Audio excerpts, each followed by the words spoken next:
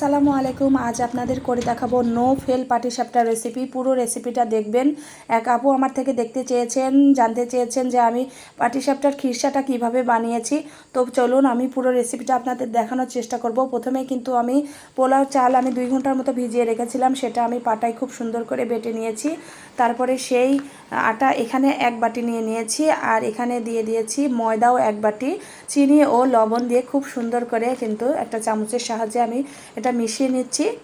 খুব সুন্দর করে মিশাইতে হবে। তারপরে এখানে একটা ডিম দিয়েছি, ডিম দিলে নাকি ফাটে না, আমি কোনো রিস্ক নিতে চাইনি, সেজন্য এখানে একটা ডিম মিশিয়ে দিয়েছি। এখন এই প্যাটার্নটা আমি এক সাইড করে রেখে দেব। প্যাটার্নের ঘনত্ব দেখেই বুঝতে পারবেন যে প্যাটার্নটা কেমন। এই যে খুব পাতলাও হবে না, খুব ঘনও হবে না, যেন রুটিটা না ফেটে যায়। এখন আমি একটা পাতিলের মধ্যে 2-3 চামচ ঘি গরম করে নিলাম। সেটার মধ্যে ছোট এলাচ, দারচিনি, তেজপাতা দিয়ে দিয়েছি।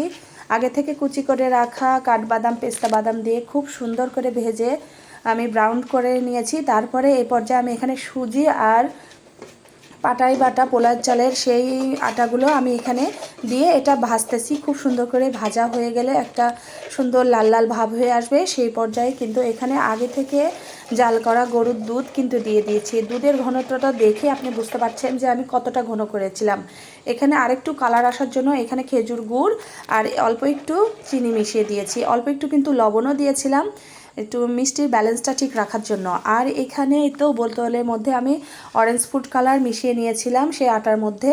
বাচ্চারা একটু কালারফুল পিঠা খেতে পছন্দ করে, তাই আমি চেষ্টা করেছি একটু কালারফুল করে করার জন্য।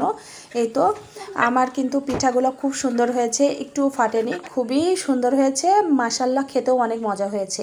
এখানে আমার জন্য কিছু সাদা করে বানাচ্ছি, কারণ আমি ফুড কালারটা অ্যাভয়েড করি। তো আমার পিঠার রেসিপি কেমন হয়েছে